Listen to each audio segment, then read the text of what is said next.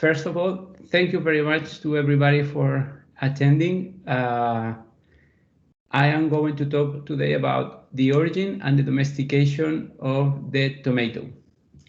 Mainly, I'm going to explain the results from this preprint. Basically, what we have done is to reanalyze all the public whole genome sequence data. We have added 3 new sequences, but they are interesting, but that is not the important part. The important part is that we have analyzed everything together. First, I will explain just a little bit of the main populations, because maybe there's people that they are not very concerned with the origin of the tomato, so it's nice to go through the main populations. We have 2 species related with the tomato. One is the cultivated tomato, it's called Solanum lycopersicum, and the other one is the wild Solanum pimpinellifolium. Pimpinellifolium has mainly 3 populations. This is something that it's agreed almost by everybody, and they are divided depending on the climate of the region in which Pimpinellifolium lives. We have Pimpinellifolium living in the coast of Ecuador. Coast, by coast I mean from the mountains to the coast, okay? But not in the Andes. And it's almost a desert. It's quite dry. Also, we have Pimpinellifolium in the Andean valleys, mainly between Peru and Ecuador, in this region here, and also Pimpinellifolium in Ecuador, northern Ecuador. This is much more humid, okay? So it's quite a different environment to the Pimpinellifolium living in Peru. And that is why we think these 2 populations are so different. Regarding Lycopersicum, we have the cultivated tomato, and also this is a botanical variety. It's called Lycopersicum. Lycopersicum, you will see in the slides it's SLL, and we have Lycopersicum variety Serasiformi. Okay. Jose. Yes. Yeah. If I may, I cannot see the slides. Or are you showing slides? Or yes, I'm showing slides, and it's supposed to be shared. And also you have a link to the slides in the chat. Chat box? It's yes. Esther, it's fine for me. Oh, okay. Can you see it in the chat, the link to the slides? I also see them. I'm just saying it. I just wanted to let you know, because I'm also in the US, but I do see the slides. Yeah, me too. I can see the slides. So how did you get to see the slides? Did you just start, or? Yeah, maybe you can restart. Hi, Faye. Hi. Maybe you can send the link to the slides to Esther. At least if she cannot see it here, she can follow the slides.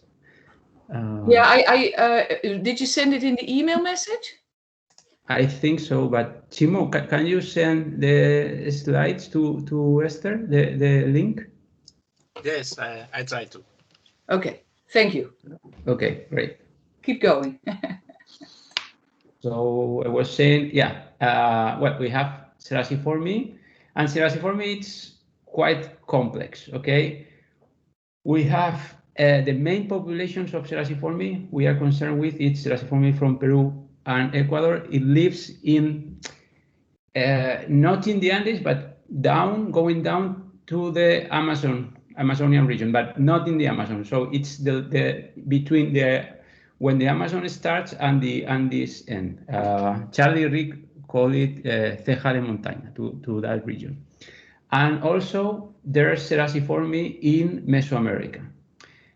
We also know that Serasiformi lives in Colombia, but those populations are not well sampled, so we are not going to study those populations.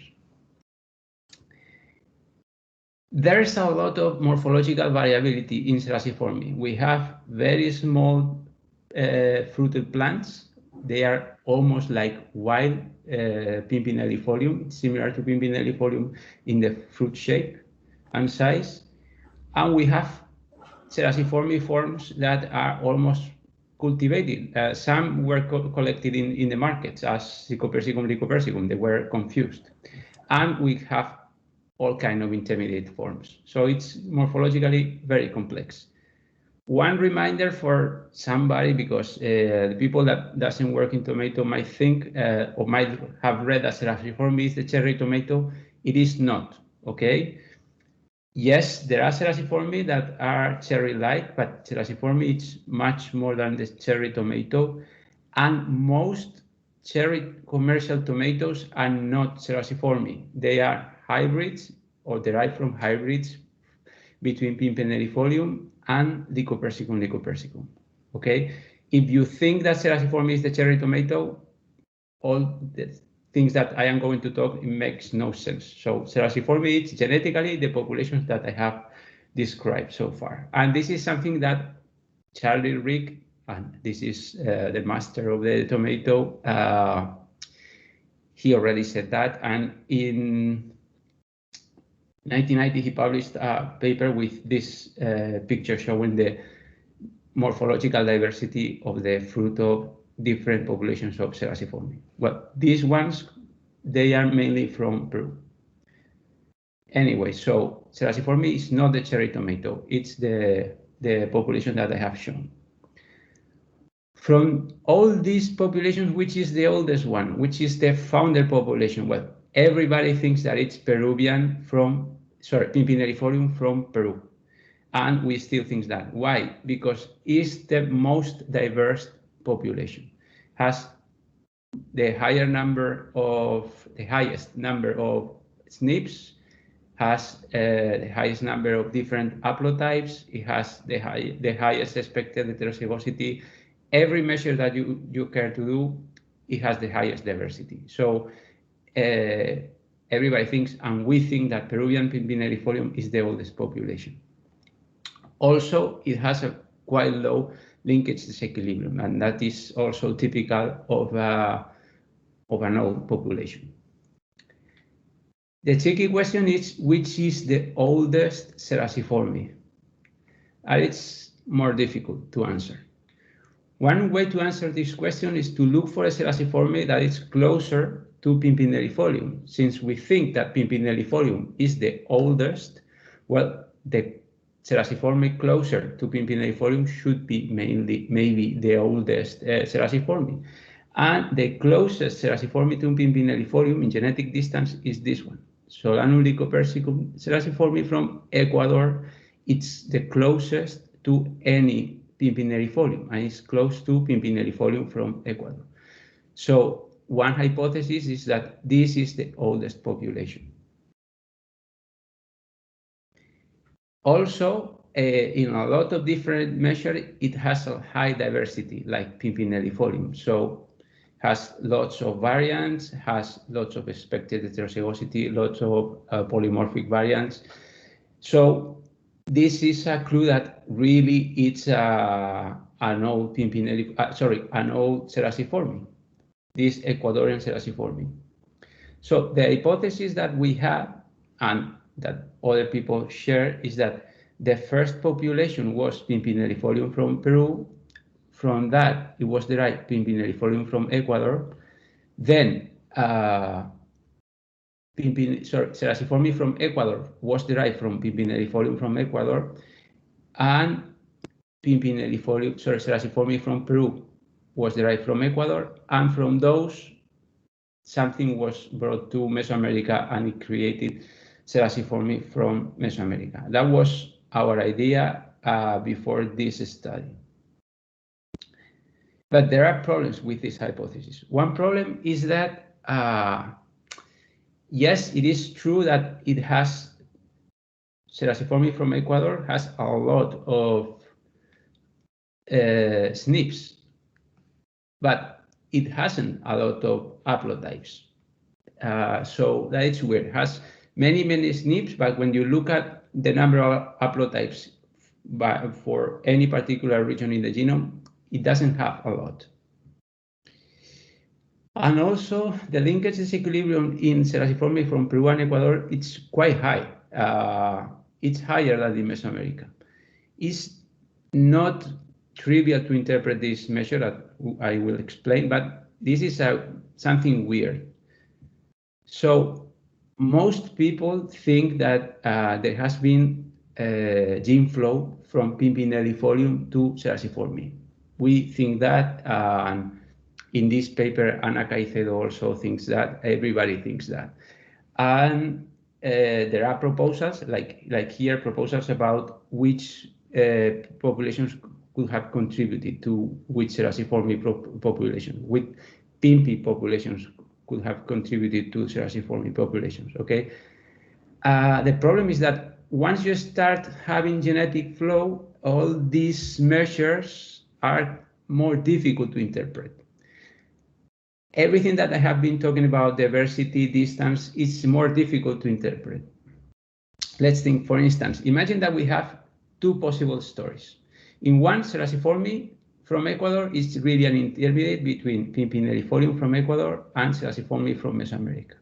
But in a second alternative history that we want to differentiate, we have Serasiforme from Ecuador formed as an admixture between Pimpinellifolium from Ecuador and Serasiforme from Mesoamerica. Let's think about what every measure that we have talked so far would say.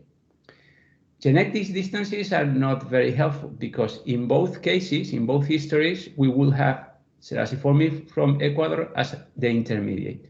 So this is not going to help us. Diversity. If we take a look at the net diversity, well, Serasiforme from Ecuador in the first case, in the intermediate case, would have a lower diversity than Pimpinellifolium. And in the second case, that depends on how much introgressions there are. But if it's 50-50, the admixture between Pimpinellifolium from Ecuador and Serasiforme from Mesoamerica, it would have a very high net diversity, okay? So it's difficult to interpret now if a high diversity means that it's an older population or it just means that it's an admixed population or a population with a lot of introgressions. Why is that? Because when you have two populations, like here, for instance, you have one population that is composed as an admixture between these alleles come from one population, for instance, Pimpinellifolium from Ecuador, and these alleles come from Serasiforme. Let's think that. In that case, we have lots of SNPs that are the result of the difference between the two original populations, and they are in very high frequency. So when you calculate the expected heterozygosity, what you get is a very high expected heterozygosity, much higher than in a population with the same number of SNPs, but not admixed. But the number of haplotypes could be very similar because one difference between these two haplotypes, it means a lot of SNPs. So that is something that could happen. And that is something that we are seeing in Serasiforme from Ecuador. Also, the linkage disequilibrium would be much higher if we would be having an admixture. The problem with the linkage disequilibrium is that if we have a population with substructure, like this case, the linkage disequilibrium, it's also showing the substructure. So it's also difficult to interpret this measure. There's an alternative. The alternative is you run a complex statistical model like fastest structure or like tree mix. You run the model and you get a result. The problem with these alternatives is that these models are so complex that it's very difficult to understand what is going on. You just have some data and you get some result. And here in this black box, you have assumptions that you know they are not true. That might be not a problem, but this is something that we have to consider. For instance, all these models assume at least that we are having populations that are in Hadley-Weinberg disequilibrium. Maybe that is a problem, or maybe it's not, but this is an assumption. So it's difficult to guess if this result is real or it's an artifact. So this is something that everybody knows in the field, and we were thinking about this problem for a long time and working on it on and off. For instance, many of these results were previously known, not with genomes, but with the SOLCAP analysis. It's 7,000 SNPs. But we were never convinced completely about our hypothesis and the hypothesis proposed by other people, that they are very similar. So we have been thinking about how to solve the problem for 10 years, and now we think that we have an answer to this problem. We have done an analysis that it's quite new. We don't think it has been done before. Let's go back to the admixture. Imagine that we have two populations, population A in red and population C, and we have an admixture. Population B is an admixture. What is going on at the genomic level? At the genomic level, what we have is that in this case, in the plants coming from the mixed population, we will have regions of the genome that are similar to one parent population and regions of the genome that are similar to the other parent population. So different regions will tell a different story. If we do a PCA, or could be a component or a coordinate analysis, it doesn't matter, okay? What we get is that the mixed population, the individuals from the mixed population will be in the middle. This is not a completely accurate result, because it's not reflected that sometimes they are here and sometimes they are here. It's just in the middle.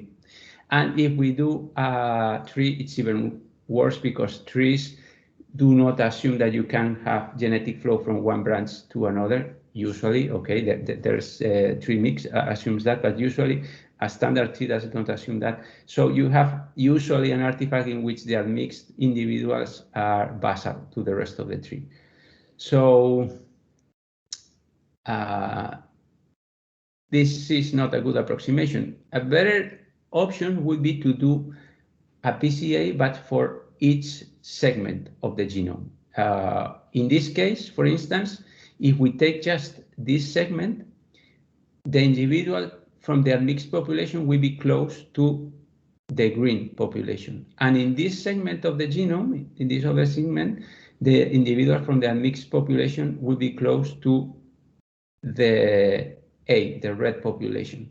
So this will be quite clear. This will be clearly saying there are two original populations, this one, and we have one individual that sometimes is in one and sometimes is in the other, okay?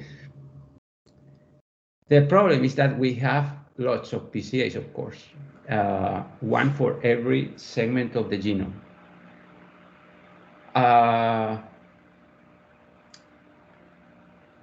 Ideally, what we should do is to combine all those PCAs into one. And this is something that fortunately can be done. There's an algorithm that is called ProClusters that does just that. The PCA is just a set of dots in the space. And what you do with this algorithm is just it tries to rotate and modify one set of points and the other until it matches by doing a linear transformation as better as possible, okay, by doing a linear transformation. So this is what we did with the tomato. We took the eochromatic regions, okay, and we divided those regions in segments, and we created 440 PCAs, and we aligned them by using this ProClusters algorithm. into one PCA that now every dot is an haplotype, it's not an individual. In this case, every individual will be represented by 440 dots. After doing that, we did an unsupervised classification. This means that you have a set of dots and the algorithm will look for regions that are clumped. You have a cluster with lots of dots. This is an unsupervised classification. Here you have the method that we follow. If anybody is interested, we can discuss the method, but I don't think it's very relevant. Once we did that, we got this result. We got a structure that looked like more or less like a triangle, and we classified that into 3 haplotype groups. Here, every dot, it's an haplotype, okay? It's not an individual. And we have 3 kinds of haplotypes, the pink, green, and blue. Green haplotypes come mainly from Pimpinellifolium from Peru. Blue haplotypes come mainly from Ecuador, and the pink ones are typically found in Solanum lycopersicum. Once we have the haplotypes classified, we can do lots of different kind of analysis with them. For instance, we can take one accession. This is an example of Serville, one of the accessions used by Mathilde Cocos, and we can represent all the haplotypes for this accession, and it's very clear that its accession is derived from a cross between Solanum lycopersicum and one Pimpinellifolium from Peru. In this analysis, the cross is very, very clear.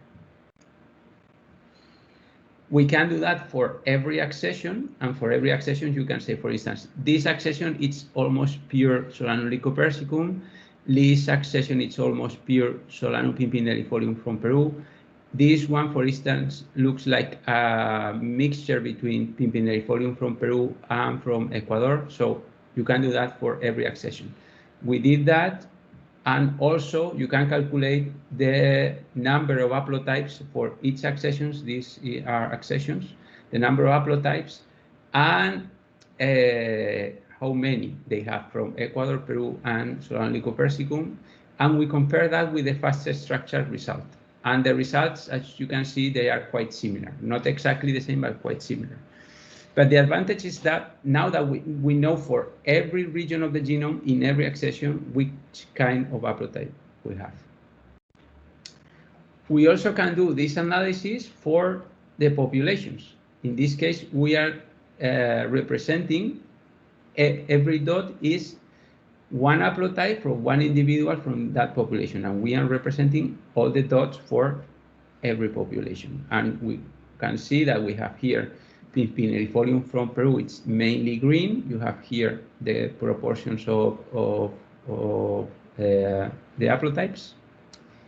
Here you have Pimpinellifolium from Ecuador, that it's mainly blue, although it has some Solanum lycopersicum in it. And as an example of almost a pure Solanum lycopersicum population, this Solanum lycopersicum for Mexico, it's almost pure Solanum lycopersicum. The modern lycopersicum will be a control because we all know that it has some introgressions from Pimpinellifolium. And yeah, we can see here very clearly the introgressions from Pimpinellifolium, mainly from Peruvian Pimpinellifolium, because Ecuadorian Pimpinellifolium has not been used that much in breeding. Okay, and from these results and from other results, now we think that the original Steraciforme, it's Mesoamerican, it's not Ecuador. Why? Because both in the haplotype analysis and in the fastest structure analysis, Ecuadorian Steraciforme looks like an admixed population. Also, Peruvian Steraciforme looks like an admixture, although not as much as Ecuador. If you compare Ecuador with the controls that we have that are crosses between Pimpinellifolium and Lycopersicum, it's quite clear that it looks like an admixture. And Mesoamerica, it's almost pure pink. It's almost pure Sonalia-Lycopersicum. There's some blue that we think that it is because genetically it's really close to Ecuadorian Pimpinellifolium. So we think now that our hypothesis of Serraciforme from Ecuador coming from Pimpinellifolium from Ecuador, it's wrong. Now what we think is that Pimpinellifolium started migrating north from Peru slowly, and it arrived to Mesoamerica. And in here, this Serraciforme, it's Pimpinellifolium. It's the wild Pimpinellifolium that arrived in Mesoamerica. And from there, it was brought back to Ecuador and Peru. And in there, it was crossed with Ecuadorian Pimpinellifolium and Peruvian Pimpinellifolium. This is our current hypothesis. If you see the diversity, it matches the hypothesis. Has Ecuadorian Serraciforme has a very high diversity. This is something that you would expect, and a lot of SNPs also, but not as many haplotypes. So that means that maybe the SNPs are due to being introgressions from Pimpinellifolium. Also, as I said before, the linkage disequilibrium is much lower in Mesoamerica. So that's another indication that really that could be the original population for Serraciforme. But we can also do more sophisticated analysis. When we are calculating these diversity measures, what we are doing is we have a set of accessions, and these accessions have, if it's an admixture, the population, some accessions will have an haplotype of one kind over another. But now that we know the kind of haplotype for every accession, what we can do is to split the population in three, one for each kind of haplotype. And we can calculate the diversity measure for each kind of haplotype, okay? We did that. When you do that, for the Peruvian haplotypes, the most diverse population, as we would expect, it's Pimpinellifolium from Peru. For the Ecuadorian haplotypes, the most diverse population is Pimpinellifolium from Ecuador. And for Lycopersicum, it's Serraciforme from Mesoamerica. So it has a higher diversity if you consider only the Lycopersicum haplotypes. Why it has usually a higher diversity? Because we are also taking into account haplotypes that are Ecuadorian, because it's an admixture. Also, if you do the tree mix, you get the same result. You have Mesoamerican Serraciforme as the basal Serraciforme, and the gene flow going from Peruvian Pimpinellifolium and Ecuadorian Pimpinellifolium to the Serraciforme populations. Also, if you do an ABABA analysis, I will not go into explain the analysis because otherwise it will get too long, but it's the same. You get a result that matches also this hypothesis, okay? We have also independent evidence of this being the case, evidence that is not molecular genetics. This is just passport data. What we try to do with Maria Jose Diez is we went through the passport data trying to assess if it was possible to know if the accession was collected in the wild in a region affected by humans but not cultivated, like a roadside, or it was cultivated. In some cases you cannot be sure. For instance, in these cases we cannot be sure if these Pimpinellifoliums are wild or they are in a disturbed area, because it's not clearly stated in the passport data. But this is the data that we have from the passports, and there are things that we can learn. For instance, Serraciforme from Mesoamerica, sometimes it's clearly cultivated or semi-cultivated, okay? But there's also times in which it's clearly wild. And there are also reports by other scientists showing that, yeah, in Mesoamerica there are wild Cerasiformi, okay? So it has an ecology that is not that different from the ecology of Pimpinellifolium from Ecuador. So we think there's wild Cerasiformi in Mesoamerica, okay? Well, we think, and the people that went there and have reported, they say that, yeah, that is the case. In Peru and northern Peru, sorry, and Ecuador, that is not the case. It has never been reported Cerasiformi that it's wild in Peru. There are Cerasiformis that are living in the roadsides, but most of the time they are cultivated or semi-cultivated, okay?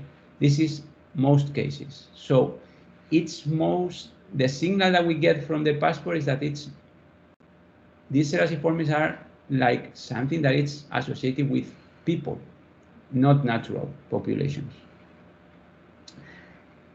If this hypothesis is true, we should have a latitude, we might have, I would say, we might have a latitudinal selection going on because, of course, Ecuador, it's in the equator, and Mesoamerica, it's very far away in latitude.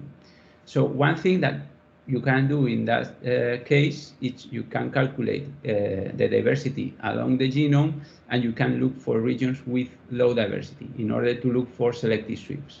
We did that, but we think there's another thing that is even more interesting, is that in the migration north, when Pimpinellifolium migrated, that finally became the wild Cerasiformi in Mesoamerica, that migration was slow because there was time to create these three kind of haplotypes. And we think that in that migration, maybe there were selections to adapt Pimpinellifolium to live in Mesoamerica and become Cerasiformi. But when it went back to Peru and Ecuador from Mesoamerica, that migration was much faster. There was no time to create new haplotypes. That means that maybe there was no time to revert back the mutations that occur in this northward migration. So if you don't have time to revert back the mutations, how can you get plants that can live here? Well, maybe by introgressing the alleles that this plant needs from Pimpinellifolium that were adapted to live in these latitudes. So this is something that could have happened, and this is something that we think happened. The signal is very clear. Here we have calculated the expected heterozygosity in Mesoamerica, so this is reflecting the selection north.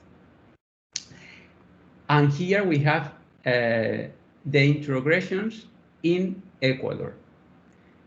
So when you look for just the regions of in red here, we have a distribution of the region of the genome that is has more introgressions in Ecuador. These regions in Mesoamerica have lower diversities. That means that the regions that they look like they were selected going north, then they were introgressed going south, okay? This is what we think happened. We looked at the regions that were introgressed and selected, and sometimes it's very difficult to guess which gene could be involved because there are regions that are very, very large. Like, for instance, here we have a region with 600 genes or with 500 genes. So it's quite difficult to know which gene could have been selected. But what we see, if we consider all the genes of all the regions, is that we have in several regions genes that respond to light. And in other regions, it's also common to have genes that are related to flowering. regulation. So this is exactly what you would expect from a plant trying to adapt to a different latitude. Light and flowering are the main concerns, okay? So this also matches.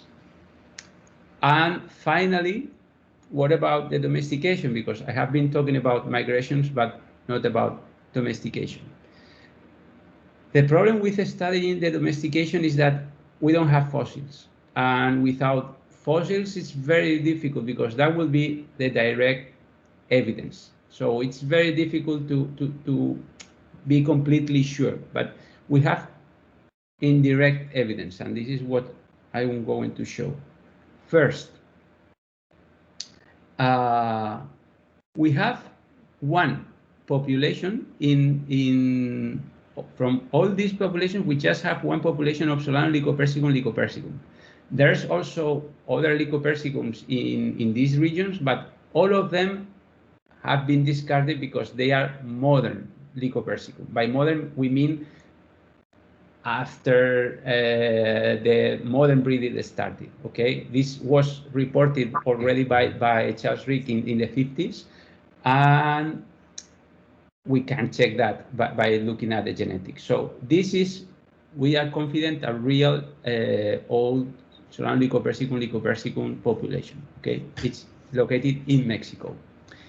So one question that we can do is, well, is this population derived from the Mesoamerican Serraciforme, and that would be to be expected because it's very close by, or from Peru? That would be odd because it's far away. But we can check that. How? We can compare the haplotypes in the different populations and look for private and shared haplotypes. For instance, here we have the private haplotypes for each population. The population with less private haplotypes is Lycopersicum from Mexico. That is to be expected, of course, because we know that Lycopersicum, it's a cultivated species and should be derived from one of the other ones, okay? But it's most interested in, we look the shared haplotypes. The shared haplotypes are mainly between Peruvian Serraciforme and Lycopersicum from Mexico. Mexican Lycopersicum share less haplotypes with the Serraciforme that it's living in the same region. Okay, so it looks like this cultivated population is derived from plants from Peru. Why would the growers in Mexico would have done something so odd? Well, one possibility is that these were cultivated plants and domesticated plants, while these were wild plants. So it was more interesting for them to bring back these plants here that were already domesticated or semi-domesticated. In order to try to check that, ideally we will need the morphology from the original populations. We don't have that, but we have the morphology from the extant populations. And Maria Jose Diez has analyzed all these, all the morphological data available. This course is not done in just one assay with all the plants, okay? It's different assays done in different conditions, but Maria Jose chose some traits that we think are quite stable, even between different assays, okay? And they are traits that differentiate between Lycopersicum serraciforme, and Pimpinellifolium. And with that, we did a morphological analysis, a PCA, and we created some morphological types in the PCA, just by looking at the morphological data. Here, there's no genetic data, okay? It's just morphology. Which are these types? Well, mainly in Pimpinellifolium, there are 3 types, Peruvian Pimpinellifolium, Ecuadorian Pimpinellifolium, and an intermediate type between these two. And in Serasiformi, we have mainly this small wild-like Serasiformi, the big Serasiformis that are usually cultivated or semi-cultivated and that are even sold in the markets, and some Serasiformis that are found only in Ecuador and are typical from Ecuador, and that's it. Once we have the morphological types defined, we can compare the morphological types with the genetic populations. And what we see is that Mesoamerican Serasiformi that, according to the passport data, had a lot of, or at least some wild accessions, it's mostly Serasiformi with small fruits, so it's wild-like. But Northern Peruvian Serasiformi, it's mostly big types with bigger fruits. And in the passport data also, it was clearly more cultivated than the Mesoamerican Serasiformi. There's even some types in Peru that these are more genetically they are Serasiformi, but morphologically they look like Lycopersicum types. Okay. So now that we have seen everything, we can go back and to put everything together. We have a migration north. In these migrations, this was slow enough to create 3 kinds of haplotypes. And we have Pimpinellifolium. This is genetic population, Pimpinellifolium from Peru, Pimpinellifolium from Ecuador, and Serasiformi from Mesoamerica. In these migrations, different morphological types were developed. Pimpinellifolium from Peru, Pimpinellifolium from Ecuador, and finally Serasiformi from Mesoamerica. We also think that there were selective sweeps in this migration north, and then we have the migration back south with no new haplotypes, so we think that was quite fast. Also, no new morphology in this migration south, same small types, wild-like. Why happened? This is an speculation, we don't know, but one possibility is that we know for a fact that maize was brought from Mesoamerica to Peru and Ecuador, because there were people cultivating here and they were cultivating maize, and maize was domesticated in Mesoamerica. And we also know that Serasiformi here, it's a weed. And so maybe it came to Peru and Ecuador as a weed. Anyway, when it was already here, back in Peru and Ecuador, it was crossed with Pimpinellifolium in order to get back the alleles that needed to live in Peru and Ecuador. And it created these mixed populations in Ecuador. And we have seen that the selection north and the and the introgressions in Ecuador are clearly related in the genome. And then from these materials, we think that we think that the domestication happened in northern Peru. This is not direct evidence, but with the evidence that we have, this is still what we think. And those domesticated materials were brought back to Mesoamerica because they were interesting. And there was a lot of commerce going on between the Neolithic cultures in Peru and Ecuador and Mesoamerica. This is also documented. And we have the haplotypes that tell that story. And finally, in Mesoamerica, the Lycopersicum morphological type was developed, or at least became more popular. And as I said, the people involved in this analysis is the people in the preprint, and I want to thank especially to Maria Jose, because she has done all the morphological analysis, and without her expertise, it would have been very, very difficult to have been sense of all this mess. And if you have any questions, I will be glad to try to answer them. Any question? Thanks, Jose. This is very fascinating. Thank you for the clear explanation.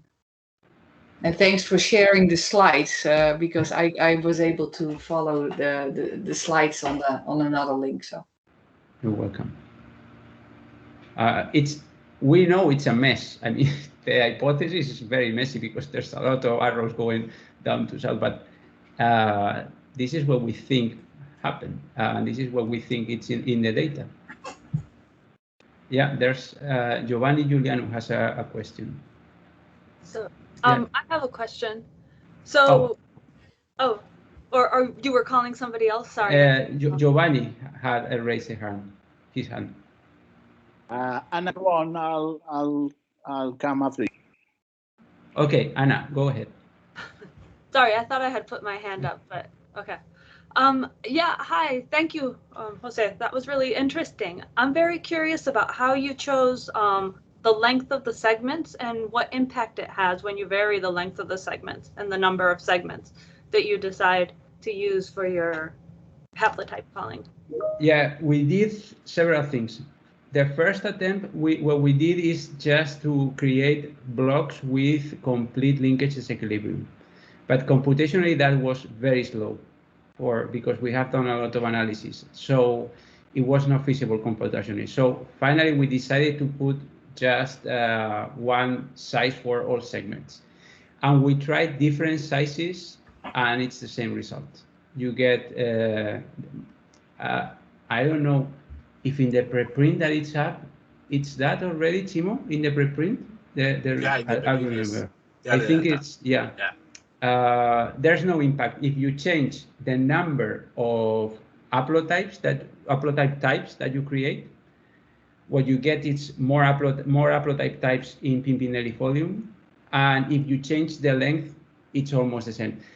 The only problem is that if you choose very, very small lengths, then it's more difficult to differentiate. It arrives at a length that it's very difficult to differentiate between the different haplotype kinds because you have not a lot of SNPs. That's the only problem that we have found. So I'm curious, what's the range of sizes that you tried? We tried from 50 kilobases to 1,000 kilobases. The linkage disequilibrium is huge. So that is why we think it has worked so well. Okay, thank you. You're welcome. No, Giovanni? Hi, very nice talk, thanks. And there is something I don't understand, which is, okay, you explained that it migrated north, and in the migration, it seems to have acquired selective sweeps in photoperiodic and light adaptation genes, right? Yeah. That shouldn't be related to flowering, because if I'm not mistaken, the Pimpinellifoliums from Peru and Ecuador are not photoperiodic, are they? Oh yeah, there are differences between those populations. There's a researcher that have cloned genes related to that, and there were clear differences between the populations. Yes. So there was a reason for having selective sweeps there. What I don't understand is, what was the motive to bring it back down to Peru and Ecuador? Well, of course, we don't know, but my guess it would be that it came back as a weed, because maize was brought from Mexico to Peru, and it was cultivated in Peru. Maybe it was a wheat that came back with this with maize. Well, yeah, that's a possibility. But what I would expect that if it came back, it had something that made it characteristic and that prompted the populations to bring it back. Something like, I mean, you said that the majority of Mesoamerican cerasiformes are small fruited. Yes. So that doesn't have to do with fruit size. What about taste? Maybe it's a very successful wheat. It lives all over the world in the subtropical regions. Here in Africa, in Asia, it lives everywhere. Cerasiforme is quite a successful wheat. So maybe that's just the reason. It would be so successful as to establish itself and become a sizable part of a displacing party or mixing with the local populations that were there. Yeah, but it didn't displace because although I'm talking about Ecuador and Peru, the Cerasiforme and Pimpinellifolium live in very different conditions because this is almost the Amazonian region. It's very, very, very humid. Okay, this is a tropical forest, like the forest that you find here. But this is a desert, so it's not easy to have plants move from one place to another. It's geographically very close, but ecologically it's very, very far away. So do you explore any possible models by which you would see such an admixture without having to go through Mesoamerica? Well, that is what we thought before. We thought that it was Cerasiforme from Ecuador, derived from Pimpinellifolium from Ecuador, and we tried every possibility, and it never matched. There were always a lot of data that matched and a lot of data that didn't match. So we really resisted this hypothesis because it was a very odd hypothesis. Why on earth, in order to get from here to here, you have to go through Mesoamerica? It makes no sense. So really, for me, it was very, very hard to come to to have this idea. And one of the problems is that this is called Pimpinellifolium, and all of those are called Cerasiforme. So we always thought, well, if this is Cerasiforme, it should be Cerasiforme. It shouldn't be related with Pimpinellifolium from Ecuador. And at the end, I said, no, let's go to the basic data, to the morphology, to the genetics, and let's forget about the labels of the populations. And then it's when it came upon us, no, this population looks like a white Pimpinellifolium. It's just that we call it Cerasiforme. Okay. Yeah, I mean, the data seem to fit your hypothesis. What really is lacking, in my opinion, I mean, I don't see personally, is a motive for this to go back. Yeah. This is something that with archaeological evidence, it's and even with archaeological evidence, it would be very hard to know. Motives in history are very difficult to assess. But at least we know for sure that it's a wheat. So it's very easy that we don't need a motive. It could have been. What it's very difficult for me to understand is why it was domesticated here and not here. This is what I don't understand. Why? Why in here? Maybe they liked it more here. I don't have an idea. That is something that, Jose, yeah. is it possible you look at maybe the differences in volatiles that have accumulated in those different regions, right? We have all that volatile data for all these subpopulations. Oh, maybe they are different, yes.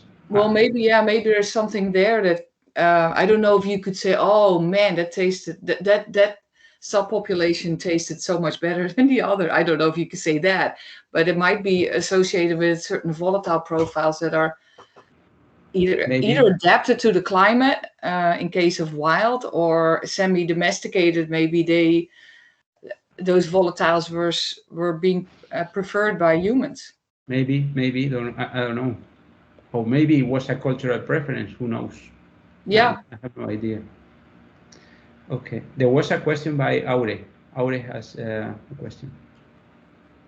Yeah, it's more a curiosity, and maybe it's kind of a stupid question, but do you have some estimates of the age of these different movements? And for example, using some popular genes and some alleles associated, well, some popular alleles associated with some genes, when a new alleles appears, you have some estimation of ages? Because I think that all these things it was really cool, but maybe you have some estimation of ages and you overlap that with some human history that also can give you a different perspective. I don't know, or it's impossible. I think that doing estimates with age from genetic data, it's very, very difficult. But the best estimates about the origin of Serasiforme are the ones that Ana Caicedo did in the previous paper. I think that they are reasonable, and she thinks that Serasiforme is quite old. It's like 8,000 years old. Anna is here. She knows much better than I. I think that is the best estimate for the wild Serasiforme. And we haven't repeated those because we think that they are okay. But just with that, for example, I don't know if it would be interesting to look if you have specific alleles and say, okay, so I know that this allele is responsible for maybe this phenotype. And the age when this allele appears was, I don't know, maybe 5,000 years ago. Like, for example, we tried with many different genes that we know they were involved in the domestication. And we have a problem. The problem is that the linkage disequilibrium in Peru and Ecuador is huge, huge. So it's very difficult to know where an allele appeared, because when you check the region, it's exactly the same region all over the place. That is the main problem, to do this kind of analysis. So we didn't manage to get good estimates for any gene. They were too similar in every region. So just one last suggestion. Did you check for, because I guess these things are made with SNPs and so on, did you check, for example, looking in other genomic items like transposons?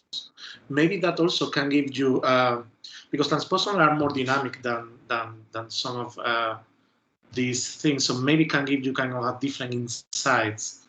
That's an idea that could be done. One other thing that we thought of doing is analyzing the microsatellites. Mm-hmm. The problem is genotyping the microsatellites. Their software, it's not very good. This is another idea.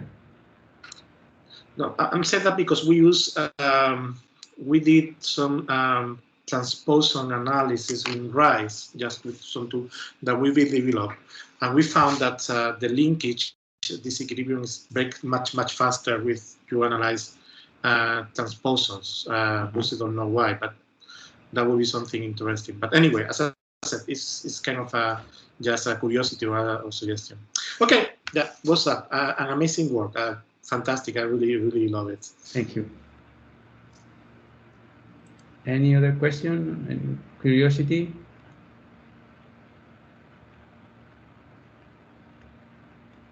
Yeah, Jaume? Thanks. Yeah, Jaume? Sorry, I was muted. Thanks for the interesting talk. It's very comprehensive and with a lot of data and very well studied hypothesis. I was wanting to ask, because you have mentioned that there is no archaeological evidence but there is some historical and linguistic evidence. For example, as far as I know, the Spanish chronicles that went there for the first time to the Andean region, they did not make any mention of tomatoes. So if they were domesticated there, how is it that there is no even linguistic evidence? As far as I know, maybe I'm completely wrong, because if it's a domesticated plant, it is supposed to have names in Quechua or that are autochthonous, not derived from the Nahuatl from Mexico. I don't know if you have considered some of these questions. Yeah, that is interesting. I really don't know. Archaeology, I have said that there's no archaeological. Yeah, there are, that we know of, 2 remains of tomato seeds that were carbonized. One here, in Peru, and one in Texas, here. The Texas one is 3,000 years ago, I think now. It's in the paper, but I think it's 3,000 years ago.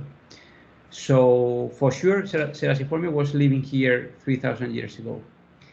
And regarding the linguistic evidence, I have no clue. But the problem with the tomato and the history, well, there are several problems. But one is that it's a secondary crop. It's not very important. You don't have even in Mexico, you don't have representations of the tomato. You have lots of representations of maize, but it looks like the tomato wasn't that important. And all the forms, the cultivated forms, they look like forms to do some kind of sauce. They don't look like something to eat by itself. Maybe that's a problem, but I don't know, of course. Thank you. The problem with this is that we have very limited historical data. It would be great to have more historical data, but we have what we have. Yeah. Thank you, and congratulations for the work. Thank you. Yeah, Andrea? Yes. Hi, Jose. Thank you for the nice talk. My question is about the acquisition of autogamy. Where do you locate this point of domestication?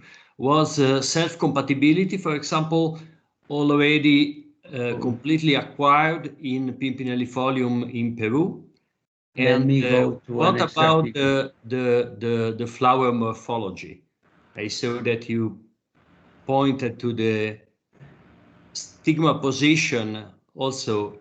Yes, in the Peruvian, we have studied that, and we have the let me look for the slide. Sorry, for the figure.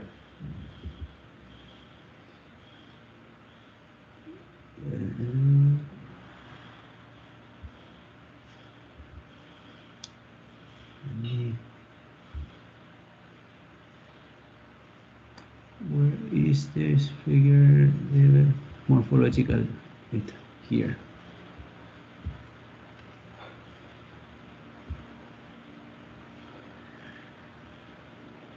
Yes. In here you have the morphological figure, but not just the PCA and the comparison of morphological and genetic data, but also the evolution of the traits.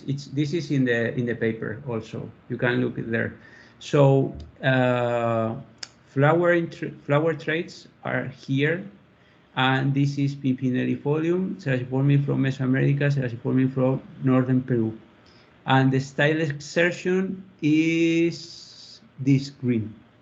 So already in Mesoamerica, the style exertion is very low. It's very inserted.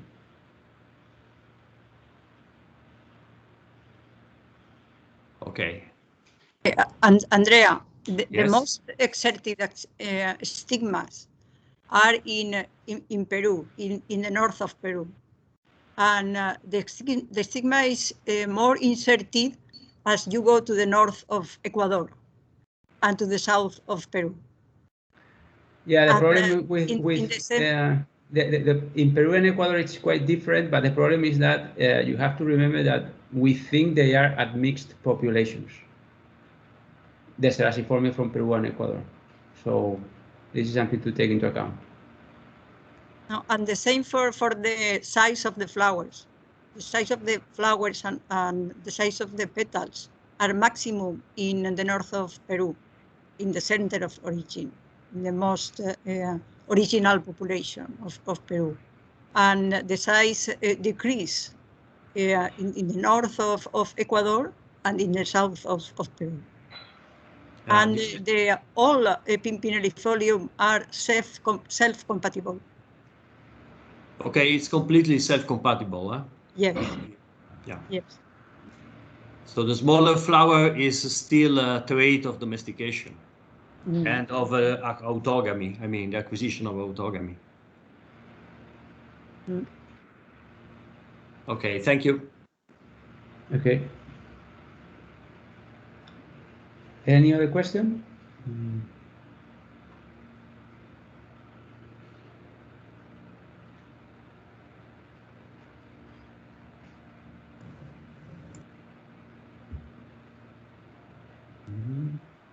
No? No more questions?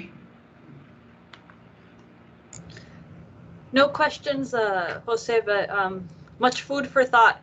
I need to learn more about how the Procrustes works to see, to understand a little bit better. Thank you very much. Anna, it's very simple. It's just a linear transformation that rotates and translates the PCAs, and that's it. Yeah, I guess I am a little bit curious. When you chose the 3 haplotypes, you had to make a decision about, what haplotypes you were going to classify as each as your 3. And I'm not quite certain how you drew the boundary. No, that is an automatic classification. We just said 3, 4, 5. We tried with 3, 4, 5, 6. Oh, I see. And once you choose the number of haplotypes, you get what you get. You get what you got. And how did you decide that 3 was the best number? We compared with the number of populations proposed by fastest structure. And also, we really didn't choose. We used 3, 4, 5. And what you get is that if you put more haplotypes, what you get is Pimpinellifolium from Peru subdivided in more classes. I see. Interesting. Yeah, because we think that it makes sense because it's the older population. So we guess that Pimpinellifolium from Peru has been there for a long time. Yeah. Yeah, definitely a lot of food for thought. I need to think a little bit more through the LD because I'm not completely convinced that LD is a great proxy for deciding who is the oldest population because so many aspects of population. Yeah, me neither. Me neither.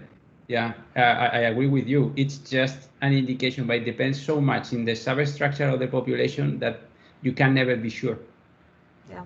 Well, thank you for posting it on archive and thank you for the presentation. It was very clear.